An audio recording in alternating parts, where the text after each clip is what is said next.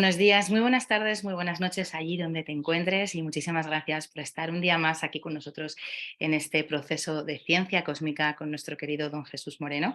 Es un placer que hayas vuelto a decidir estar cerca de esta información de sabiduría que llega hasta el alma. Hoy vamos a seguir con el proceso de física cuántica y vamos a hablar de cómo las partículas subatómicas forman parte de nuestros cuerpos. Y para eso, pues vamos a dar la bienvenida, como siempre, a nuestro querido Jesús. Muy buenos días, Jesús. Hola, bienvenidos sean todos. Gracias por estar y por permitirme en este tiempo para compartirnos con esta información. Gracias a ti, Cris, también por el apoyo y bueno, vamos adelante con la información. Vamos, gracias.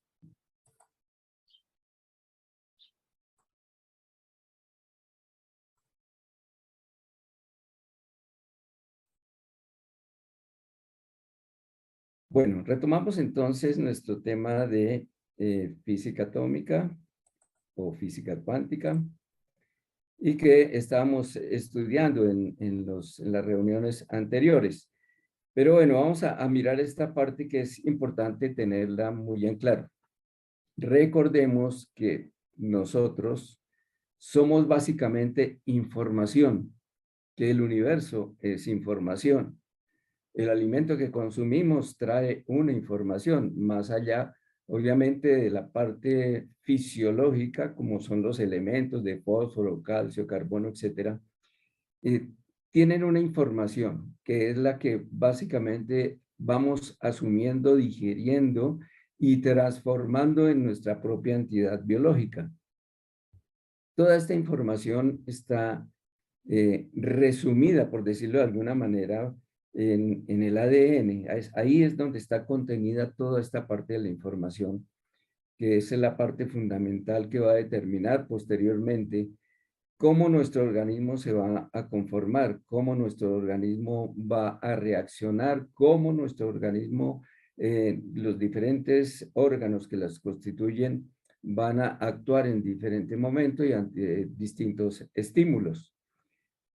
Entonces, aclarando un poco, somos información y estamos continuamente afectados por información. Información que llega a través de luz, a través de sonido, a través de la misma verbalización, a través de lo que podemos percibir por nuestros sentidos inferiores, pero de ahora en adelante, desde 1970, recordemos que para nosotros se abre un campo nuevo que es la parte del manejo de la mente y sobre todo de la parte de ser conscientes de lo que pensamos y el resultado de lo que pensamos. Igualmente, ser conscientes de lo que sentimos y el resultado de lo que sentimos.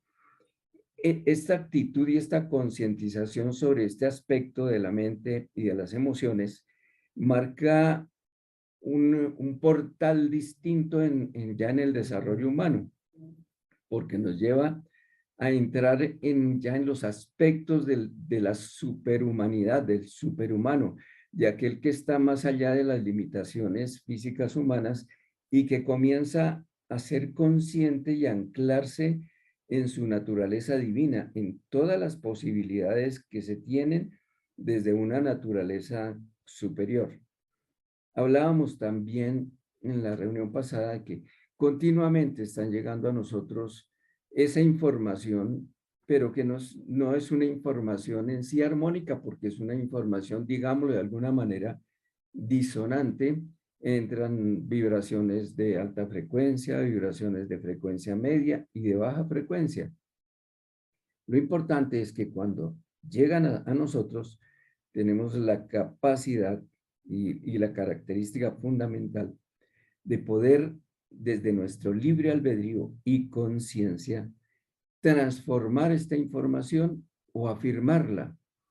Si es disonante, inarmónica, pues en nuestro corazón podemos empezar a trabajarla de una manera diferente, a cambiarle su estructura, a cambiar la información que viene ahí para posteriormente transmitirla de una manera mucho más armónica, de una manera más relacionada con la armonía misma del cosmos. Es como una nota musical que entra a conformar parte de esa sinfonía cósmica y que no va a ser disonante, sino que entra justamente dentro de esa armonía.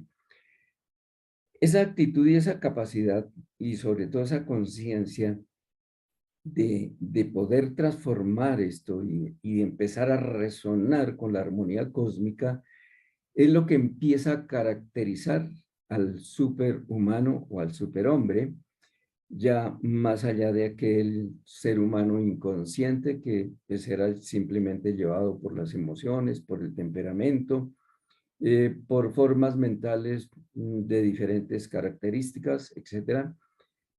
Empezamos a ser conscientes de nuestra responsabilidad y de todo lo que ocurre en este sistema somático de la tercera dimensión, pero que está controlado y manejado por esta otra parte que se encuentra ya en un campo de resonancia mayor, que es la conciencia, y que empezamos a derrumbar como ese muro o esos telones que han impedido ser conscientes de todo lo que sucede en los niveles alfa y traerlo a los niveles beta de una manera consciente.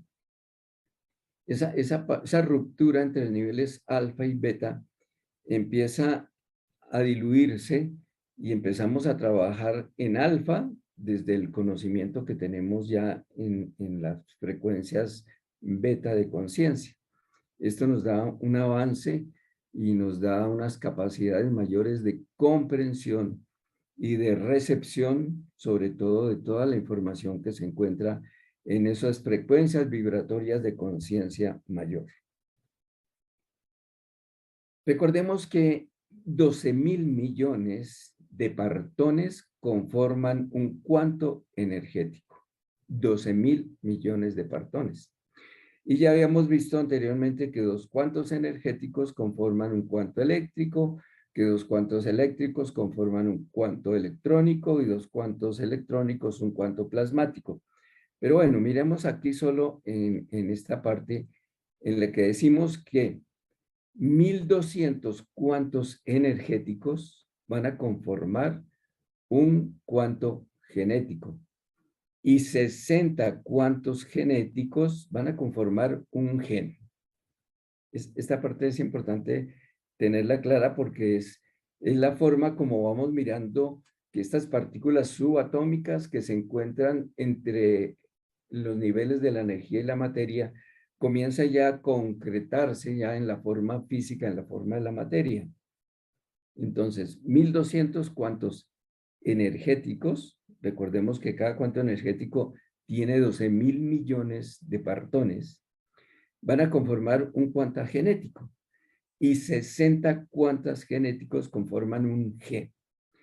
Ese gen, recordemos que en ese gen, cuando lo cubre una cadena mertánico-vídica, le está transmitiendo toda la información que posteriormente queda registrada en el ADN y en el RNA para conformar cuerpo, huesos, sangre, corazón, etc. Bien, de esos 1.200 cuantos energéticos que vimos aquí, estos 1.200, se distribuyen de la siguiente manera. 100 van a conformar los citoembrios primarios, que son de características Kun magnético-coercitiva, y los 200 siguientes van a conformar los 200 citoembrios secundarios, que son de característica estático-distensora. Los 900 restantes entran en apoyo de estos 300 cuantos genéticos que van a conformar citoembrios primarios y secundarios. Es lo mismo que cuando hay una descarga seminal y vienen millones de espermatozoides, tan solo uno logra penetrar el óvulo y los otros simplemente son el apoyo de ese que finalmente logra su misión. Igualmente ocurre aquí con estos 900 cuantos genéticos que van a apoyar a los citoembrios primarios y secundarios. Miremos esta parte que la vimos la vez pasada, pero es conveniente tenerla clara. Entonces decimos que una analfa mertánico-vídica, que es la que vemos aquí, ha tomado dos fluidos solen y los empieza su fluido solen empieza a salir por los vértices del analfa en forma de dos cadenas que van tomando sus polaridades de acuerdo si atraviesan un campo lumínico tipo quali o tipo dual, es decir, un campo lumínico positivo o negativo, y se conforman las dos cadenas, una positiva y la otra negativa, que van a unirse de esta manera y en razón a su carga energética magnética, que es doble, sus dos extremos se van encurvando hasta conformar lo que se llama un aro tipo capa. ¿Por qué tipo capa? Porque aquí tenemos una cadena, la que vemos aquí rojita, que es características tipo cum, magnético coercitiva, y la azul, que es tipo quemio, estático distensora. De manera pues que si sumamos cum más quemio, recordemos, nos da una energía capa. Por eso estas anillos se le llama anillo capa, que atrae 3 o 4 compresores y al unirse en o más anillos, dos o más anillos, perdón, porque aquí,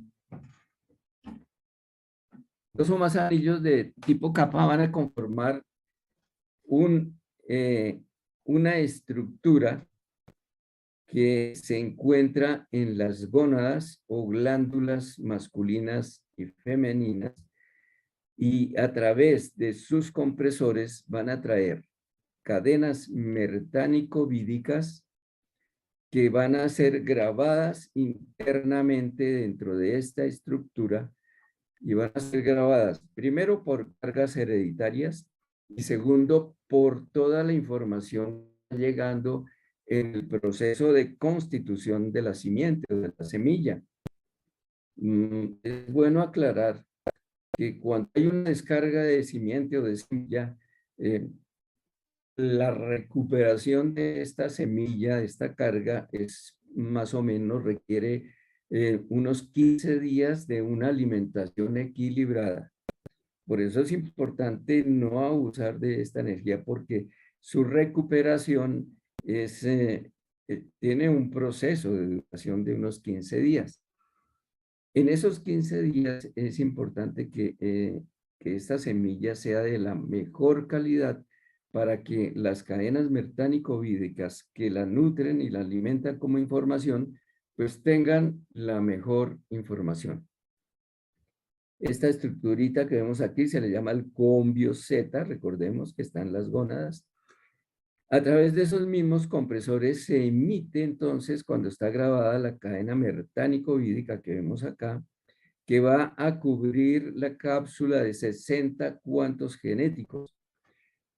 Al envolver la cadena mertánico-vídica, los 60 cuantos genéticos, empieza a hacer una transmigración o una comunicación de toda la información que viene en ella y que fue grabada en los cuombios Z, en las gónadas masculinas femeninas.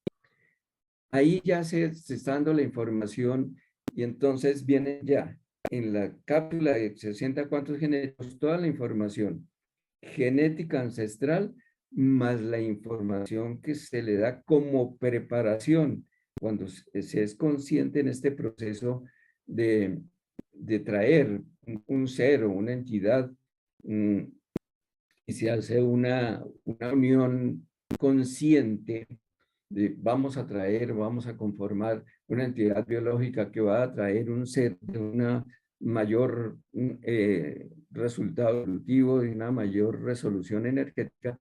Entonces hemos venido preparando la simiente y dicen los hermanos que si fuéramos conscientes en ese proceso de la fecundación y de la gestación, deberíamos por lo menos prepararnos 9 meses antes del proceso de fecundación. Y ya vamos a ver en una reunión posterior ese capullo energético o esa cuna de luz que están conformando tanto padre como madre, debe permanecer y debe cubrir al ser hasta los 12 años, que es cuando se considera al ser como ciudadano planetario del planeta o la esfera cósmica donde esté. Pero bueno, comprendamos que tan importante es ser conscientes de lo que se piensa y de lo que se siente, sobre todo en ese proceso, para que los genes que van a conformar una nueva entidad biológica tengan unas características eh, no especiales, sino unas características de una mayor resolución energética, de tal manera que esa entidad biológica que va a conformarse tiene una resolución que puede albergar una conciencia de una evolución mayor. Y en este momento el planeta justamente está necesitando ese tipo de preparación para que se puedan suministrar entidades biológicas que puedan albergar a seres que están prestos a la ayuda planetaria y que tienen una información y un conocimiento mayor de las cosas para que nos puedan instruir en algún momento dado. Algunos niños y algunas personas que están llegando, algunos seres, ya traen esa información, aunque los vehículos que han tomado no tengan las mejores condiciones y mejores características posibles. Pero bueno, lo importante es tener la información para que eh, podamos ir mejorando toda nuestra carga genética. Y no solo si vamos a traer o a fecundar para propiciar una entidad biológica, sino para nosotros mismos, porque a través de ir grabando esta cadena metánico-vírica en nosotros, ella misma va a ir transformando los genes que nos constituyen. Toda esa parte del ADN empieza a transformarse con una información nueva y a recuperar sobre todo la información original, la información perfecta de constitución de nuestro organismo y de los órganos que lo componen.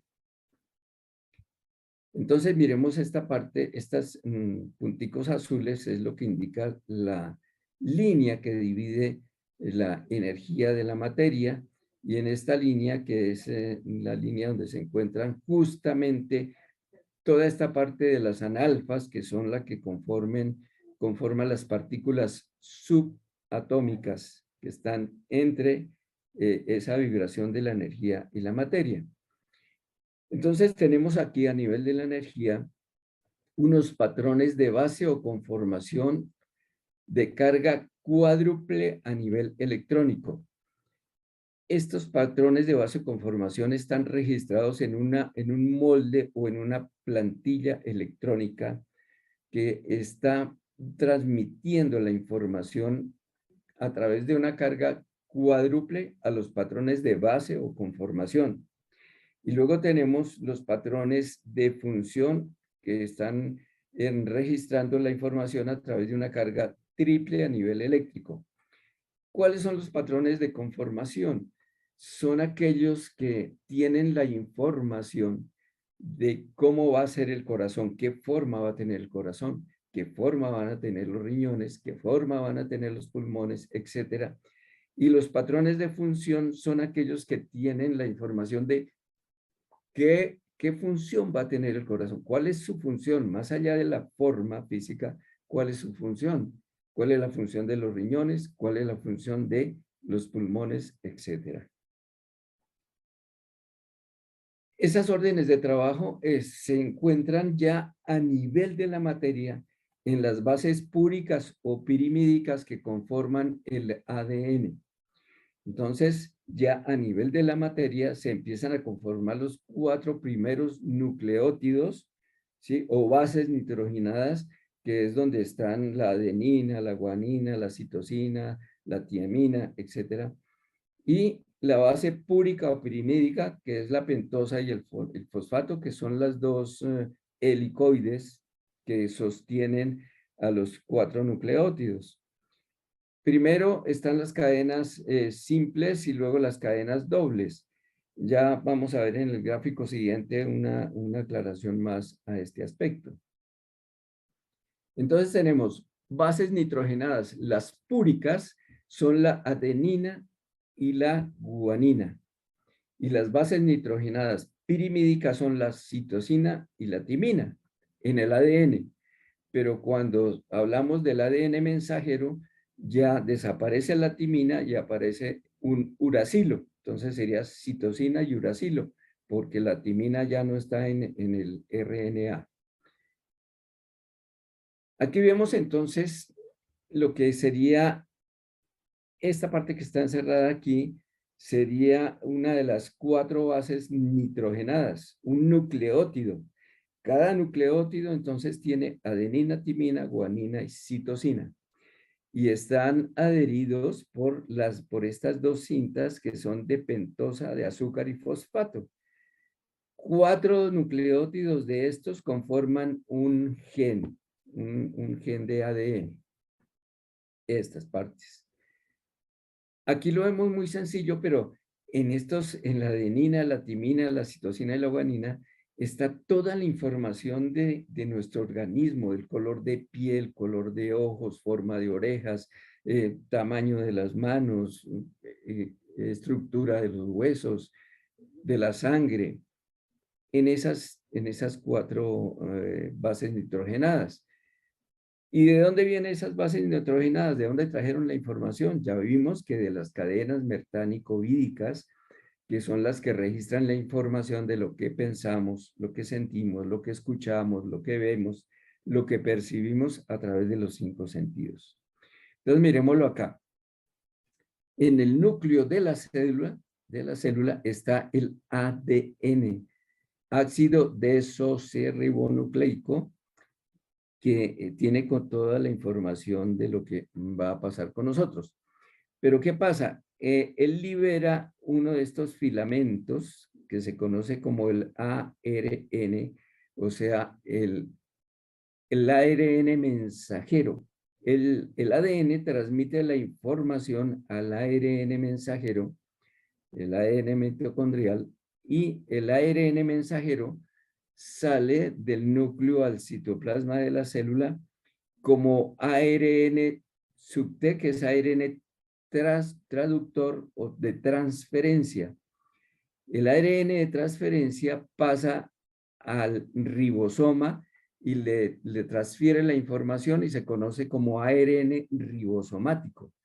Lo vemos aquí, este es el ribosoma.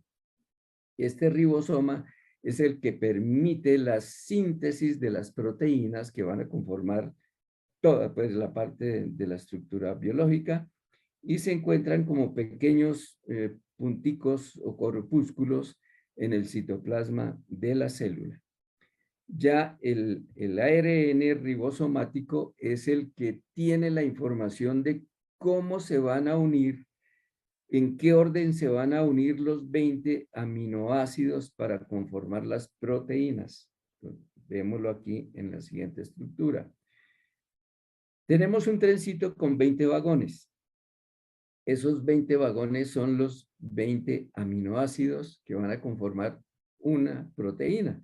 Y el tren se llama proteína.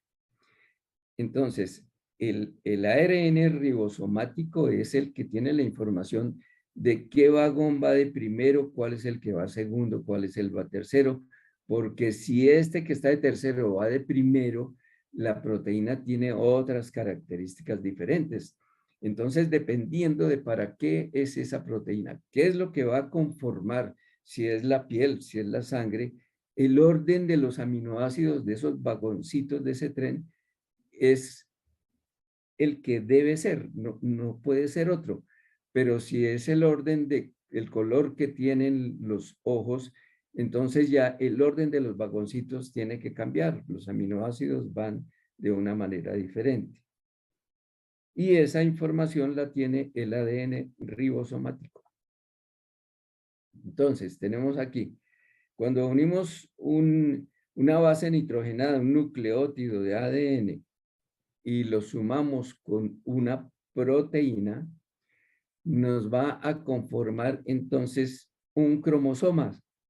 Observen que ya todo esto va dando origen ya a la parte física del soma, de la entidad biológica.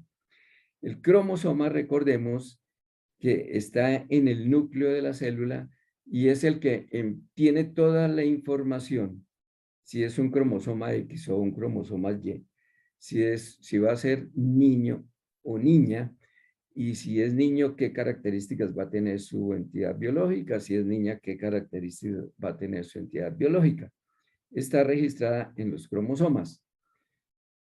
Los cromosomas están aquí en esta parte y el resultado es este, de los 4 bases nitrogenadas o nucleóticos que tienen adenina, guanina, citosina, timina, que tienen toda la información, pasan a través del ADN transmisor, luego del ADN ribosomático y van conformando los cromosomas.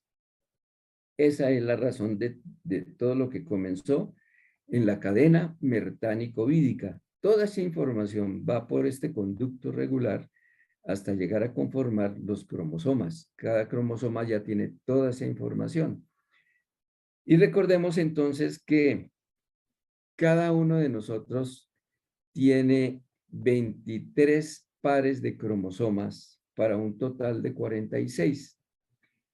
Las mujeres tienen solo cromosomas X y los hombres cromosomas X y Y, que es lo que va a determinar si es hombre o mujer. Bien, entonces, si sumamos 23 más 23 nos da 46. Y lo curioso es que 4 más 6 es igual a 10. Y recordemos que hablamos en una charla de ese famoso 10, que es el 0 y el 1, que es la unitotalidad, es decir, la totalidad expresada en la individualidad y la individualidad regresando hacia la totalidad. Dicho de otra manera, en nuestros cromosomas tenemos toda la información del absoluto, pero registrada a nivel de la individualidad. Y esa información del absoluto que está registrada en la individualidad es la que nos jala continuamente a ese anhelo de ser mejores seres humanos, de conectar una mentalidad superior, de gobernar emociones, temperamento, de como esa añoranza hacia el regreso de algo que no tenemos muy claro, pero que nos atrae porque es algo armónico, algo hermoso y que nos hace recordar nuestro origen. Eso está registrado en el cromosoma. Lo que pasa es que en la medida que vamos expandiendo nuestra conciencia, vamos tomando con mayor claridad toda la información que tenemos ahí de nuestra naturaleza original o nuestra naturaleza divina, más allá de la naturaleza humana. Y recordemos que en alguna reunión hablábamos sobre el 0 y el 1, donde vemos que el 0 representa el absoluto y el 1 la individualidad, y que todo lo del absoluto va a expresarse en la individualidad para ser conscientes de que somos, de que existimos, de que pensamos. Es aquí en este punto donde yo me permito decir soy, porque cuando estoy en el absoluto no tengo esa conciencia de individualidad y entonces allá no, el soy es universal, es cósmico, pero aquí en el uno el soy es individual y ese proceso es necesario, es indispensable para concientizar lo que es el absoluto expresado en la unidad. Y luego de tener conciencia de la individualidad, empezamos a proyectarnos nuevamente hacia el absoluto, hacia la universalidad, a superar esta parte del ego, a ser cósmicos, a tener una conciencia expandida más allá del ego, más allá de lo que yo creo que soy, para comprender lo que verdaderamente soy. Y por eso vemos que conforma el 1 y el 0 el 10, y decíamos que el 10 es el número del nombre del Padre, o sea, 10 o Dios. Bueno, vamos entonces a ver esta otra parte, que son las analfas cuómbicas. Ya vimos analfas disímbolas, deslindantes, vamos a ver las analfas mectánicos, ahora vamos a ver las analfas cuómbicas. Cuando se unen tres o más analfas de este tipo, o sea, analfas cuómbicas, van a conformar también unas partículas a nivel subatómica conocido como neutrones y neutrinos, que están conformados por un ion en tercera dimensión y un dión como contraparte en cuarta dimensión. Ion en tercera dimensión, dión en cuarta dimensión como contraparte, y estas dos van a conformar neutrones o neutrinos. Entonces tenemos aquí como parte el ion, que está constituido entre 3 y 12 analfas cuómbicas que tienen las dos polaridades, polaridad dual, o sea, negativa, y polaridad quali, o sea, positiva, en equilibrio, por eso son cargas neutras. Y vemos aquí la contraparte, que son los diones, que están conformados por entre 3 y 12 analfas cuómbicas, también de características negativas y positivas en equilibrio, pero como contraparte en la cuarta dimensión.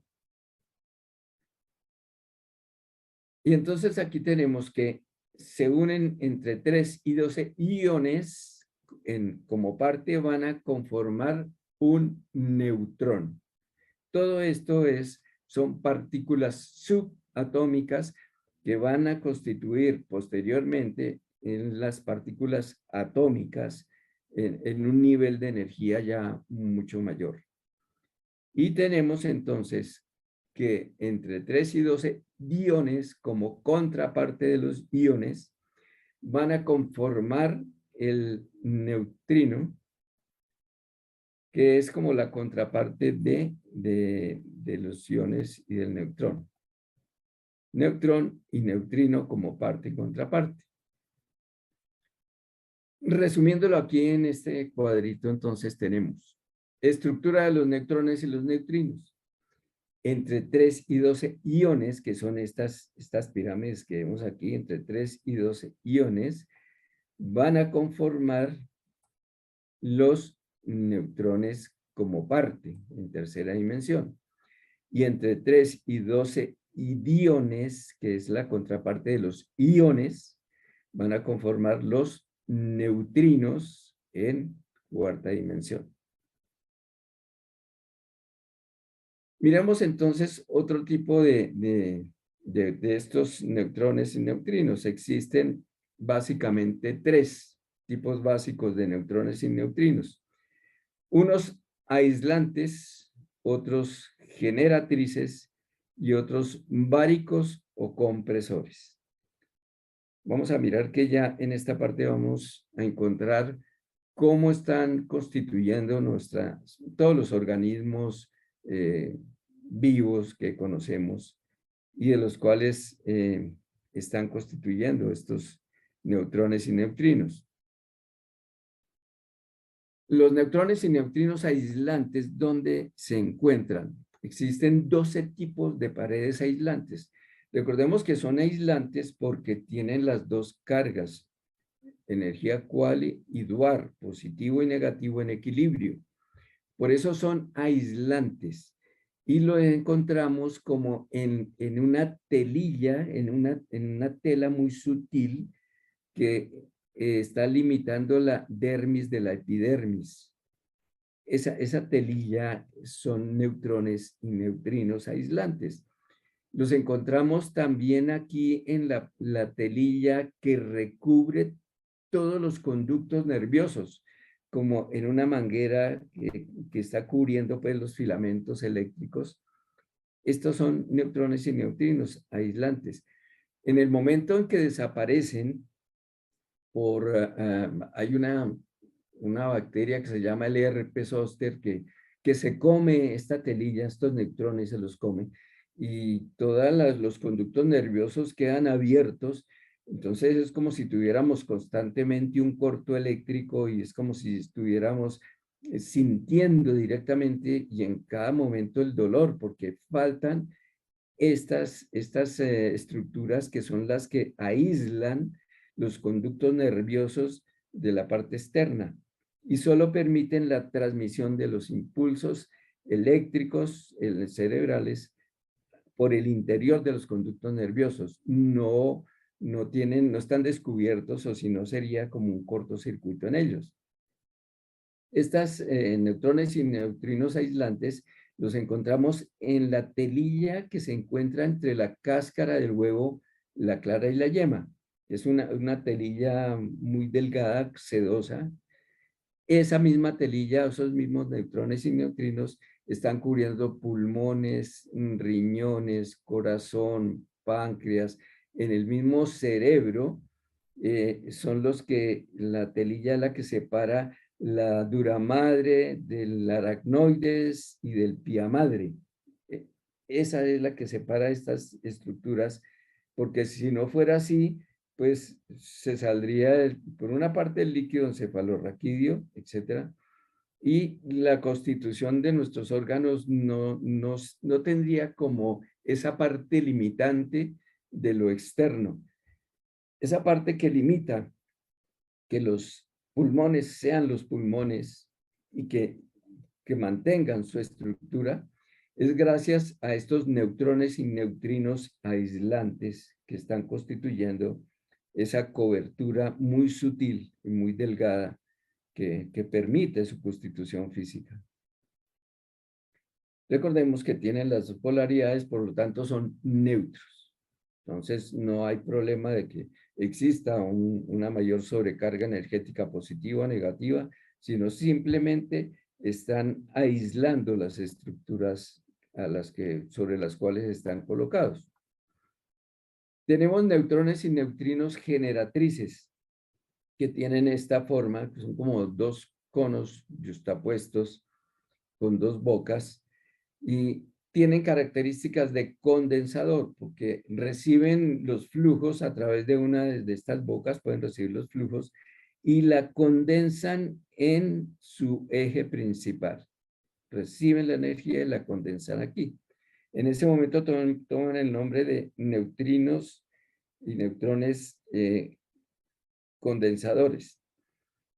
Pero son transformadores también, porque en alguna oportunidad, en algún momento, pueden atraer partículas microcualipositivas, las llevan a su eje plasmático, les cambian su polaridad y la transforman como partículas tipo Dwarf de carga negativa. En ese momento, entonces, los tenemos como transformadores. Acumuladores, cuando simplemente reciben el flujo y lo condensan aquí en su estructura, entonces son condensadores acumuladores. Y neutrones y neutrinos generatrices generadores, que es el caso que vimos hace un ratico, cuando absorben partículas microqualis, las cambian su polaridad en el eje plasmático y las emiten por su otro vórtice como partículas microdwarfs. En ese momento, este neutrón y neutrino es un neutrón y neutrino generador. Está absorbiendo por aquí y proyectando por aquí. Absorbe y genera. Y tenemos entonces que estos neutrones y neutrinos, los báricos o compresores, son los que se encuentran en el cuombio Z, pero que también se encuentran en los vitris de nuestra palma de manos y plantas de pies y en los chakras. Ya cuando entremos a ver la charla de los chakras desde el punto de vista de la energía cuántica, vamos a ver cuál es su estructura y básicamente esta que estamos viendo aquí. Están constituidos por neutrones y neutrinos báricos o compresores. Estos compresores que vemos aquí, que están colocados en estos aros, pues toman diferentes nombres. Si este compresor está absorbiendo mesones, esta partecita se le va a denominar mesósbaro, porque está absorbiendo mesones. Pero si esta partecita absorbe alfa-mesones, que es la contraparte de los mesones, se le va a llamar alfa-mesósbero, esta parte del cono. Pero si está atrayendo fotones por esta parte, entonces esta parte del compresor va a tomar el nombre de fotósbaro. Pero si atrae fitones, que son la contraparte de los fotones, pues esta parte del compresor se le va a llamar entonces fotósbaro. Es simple, dependiendo de lo que esté absorbiendo, se va a llamar mesósbaro, alfamesósbaro, fotósbaro o fitósbaro. Es realmente sencillo. Y aquí entonces en este cuadrito vamos a ver, ya a resumir parte de estas partículas subatómicas. Entonces tenemos aquí en la primera columna el símbolo, en la segunda la partícula que conforma, la cantidad de analfas que la constituyen y qué cuerpo está conformando, si es en tercera o cuarta dimensión. Entonces vemos aquí que los mesones están constituidos por partículas microqualis, ¿sí? De características positivas, calóricas, recordemos, y el símbolo es este que vemos acá. Cuando se unen, el mesón está conformado por la unión de 3 a 12 analfas disímbolas y van a constituir los cuerpos en tercera dimensión.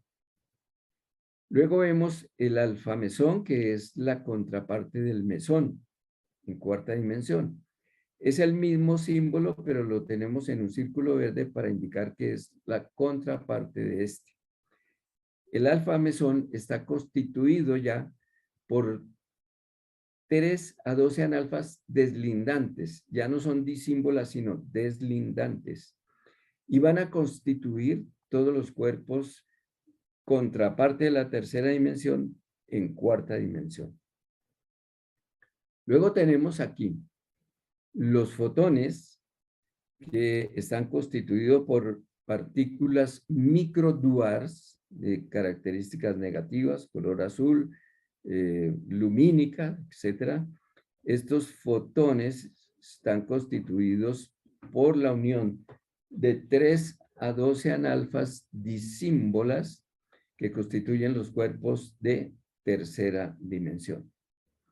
Y luego tenemos los fitones, que tenemos, es el mismo símbolo, pues en el circulito verde para comprender que están en contraparte de la cuarta dimensión, y están constituidos por 3 a 12 analfas deslindantes y conforman todos los cuerpos contraparte de cuarta dimensión. Tenemos aquí los iones que son de características neutra, el símbolo N. Estos iones están constituidos por entre 3 y 12 analfas cuómbicas que van a conformar los cuerpos de tercera dimensión. Y tenemos aquí la contraparte, que son los diones, símbolo N en el circulito verde, que están constituidos, en este caso, también entre 3 y 12 analfas cuómbicas también, y van a conformar la contraparte de los cuerpos en cuarta dimensión.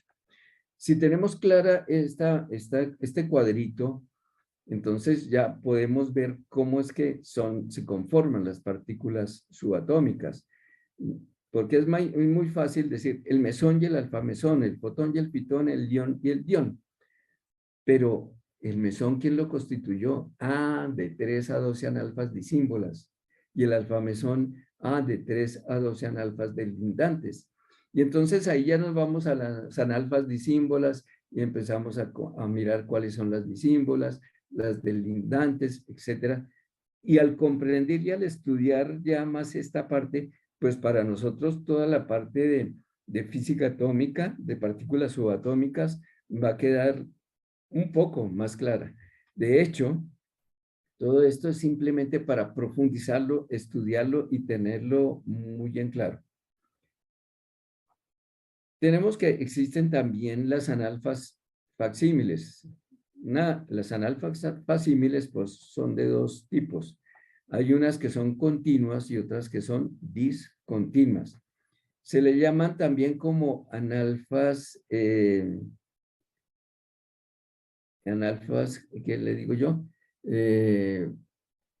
Fantasmas, porque no tienen una concreción, simplemente están constituidas por partones, pero no tienen una consistencia como las facímiles continuas, pero las discontinuas son mucho más, menos concretas que las continuas, pero tanto las continuas como las discontinuas son analfas, fantasmas, y son atrapadas por un compresor. ¿Sí? Lo vemos aquí, atrapa una analfa continua y una discontinua, la lleva al eje plasmático del compresor y las libera como partones libres. Podríamos decir que son analfas que no cumplieron pues una misión determinada, sino que no se acabaron de formar, y el compresor lo que hace es reciclarlas nuevamente y transformarlas en partones libres. Estos partones libres seguramente irán a conformar de pronto parte de los 12.000 millones que van a conformar un gen, un cuanto genético, etcétera, o puede conformar más adelante una analfa pensante, o una analfa cúmbica, etc. Es un proceso de reciclaje cuando estas analfas no tienen una constitución, sino que quedan como analfas fantasmas. Las analfas colindantes, que son las otras, encontramos que estas analfas colindantes se encuentran ya en el sistema nervioso y cerebral de las especies que están en el tope de la pirámide del reino animal. ¿Y cuáles son estos animales que están en el tope del reino animal? Son los delfines, ¿sí? Los cetáceos, como las orcas, las ballenas, etcétera, los gatos, el caballo, los caballos y los perros. Estos seres sí están en el tope de la evolución del animal y ya están listos para descargar toda la información que tienen de su reino en lo que se llama 160 cartios fasténicos, que más adelante van a ser insertados en las esferas mentales del Cumanú. Bueno, lo vamos a aclarar en otra reunión un poco más profunda. Pero el reino animal tiene, durante todo su proceso evolutivo, está grabando una información de todo su proceso, de todo su desarrollo, toda su vivencia, y lo graba en 165 cartios fasténicos, que para nuestra comprensión podríamos decir que son como 165 USBs o CDs que contienen toda la información del reino animal. Esos 165 cartios fasténicos van a insertarse en las esferas mentales del Cumanú. Lo mismo los 165 cartios fasténicos del reino mineral y del reino vegetal. Por eso se dice que el hombre es el rey de la naturaleza, porque tiene toda la información y en nosotros está. Lo que pasa es que toda esa información en este momento está codificada, no está detonada, ¿sí? Pero llegará un momento en que toda esa información la tengamos de una manera consciente y podamos ya saber exactamente qué es lo que hay en el reino mineral, qué es lo que hay en el reino vegetal, en el reino animal. Y ahí viene aquella afirmación que se dice que nosotros no es que hayamos estado encarnados en un animal o en una planta, no, pero sí tenemos toda la información porque fueron conciencias, son pequeños esferas o pequeñas porciones de conciencia que se fueron sumando, ¿sí? Para obtener toda la información del reino vegetal y el reino animal. Y como esas son insertadas en las esferas mentales del Kumanú, pues nosotros tendremos toda la información del reino vegetal. De alguna manera, pudiéramos decir que si conectamos con esa información podemos sentir lo que siente un pino, lo que siente un eucalipto, su proceso de crecimiento, el proceso de florescencia, de fructificación, todo lo vamos a tener claro. Y es allá donde finalmente llegaremos más allá del superhombre, incluso del suprahombre. Cuando entremos en esos niveles y en esas dimensiones mayores, vamos a tener toda esa información muy clara y consciente. Por ahora, está ahí. Bueno, estas analfas colindantes entonces están conformando ya parte del cerebro de estas especies, de estos seres, y es la que permite ya de alguna manera un grado de inteligencia, de memorización y de empezar a asimilar información. Son las analfas colindantes. Estas analfas colindantes se encuentran en nuestras esferas mentales. Son 6 esferas mentales. Tendremos una charla especial para hablar de ellas. Y cada esfera mental está constituida eh, por este tipo de analfas que estamos mirando aquí, las analfas colindantes, o que las llamamos también analfas pensantes. Cuando iniciamos nuestro proceso evolutivo como humanoides, estas esferas mentales eran muy pequeñas, solo tenían una información fundamental de la supervivencia, del instinto, pero en la medida que nos fuimos desarrollando a través de las experiencias y a través de la interacción con el entorno, estas esferas mentales han ido creciendo poco a poco, expandiéndose y sobre todo en la capacidad de asimilar información. Entonces recordemos que un analfa pensante es como esta que tenemos aquí. Recordemos que se han abierto la paralfa en dos y dentro, en su interior hay un campo eléctrico que es el que atrae el fluido solen, pero este campo eléctrico tiene la capacidad de asimilar gran información, muchos bits de información. Es como un microchip que va asimilando cantidad de información, cada una de estas analfas. Y si sumamos muchas analfas, van a constituir una neurona. Y si sumamos las neuronas, pues van a constituir todo nuestro cerebro. Entonces observemos la capacidad que tenemos, grandísima, gigantesca, que está limitada, porque en este momento tan solo estamos utilizando el 6 o 7% de nuestra capacidad instalada. De hecho, con toda la información que hemos detonado, desarrollado, de las analfas que hemos activado, podemos, dicen nuestros hermanos, comprender, al menos en forma teórica, hasta la 18ª dimensión. De ahí para arriba se necesita haber detonado y activado todas las analfas pensantes y todas las neuronas de nuestro cerebro. Tenemos una capacidad instalada subutilizada. Recordemos que la información se graba en bits de 1, 0, 0, 1, 1, 0. Es así de simple, pero por ser tan simple no lo comprendemos. ¿Cómo es posible que toda la información esté simplemente conformada como lo vemos ahí? En números 0, 1, 1, 0, 0, 0, 1, y dependiendo de la cantidad de ceros y de unos, se traduce en una información específica. Solo en base de estas dos cosas, de los ceros y los unos. Hay una parte donde se habla acerca de la psicocibernética, que es la que nos lleva a comprender todo ese aparato cibernético que tenemos en nuestra psiquis y que al activarlo y al desarrollarlo, pues entraremos a comprender frecuencias de vibración mucho más elevadas, mucho más altas. Entonces podremos comprender no solo la cuarta dimensión, sino que nos podemos proyectar a la quinta, la sexta, séptima, octava, novena, décima hasta la 18ª.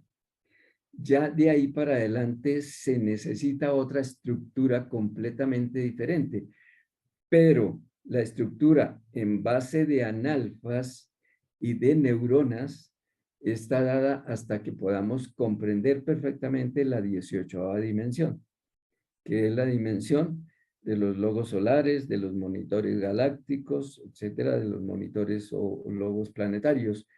Pero de ahí para arriba, pues ya necesitamos otro tipo de estructura que, pues, por ahora no la tenemos porque no es necesaria.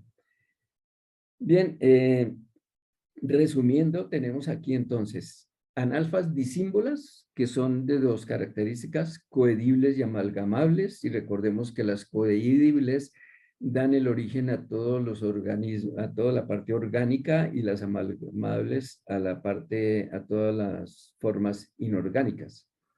Luego tenemos las deslindantes, las mertánicas, y las mertánicas tenemos las símiles, las elementales y derivacionales, y las vídicas.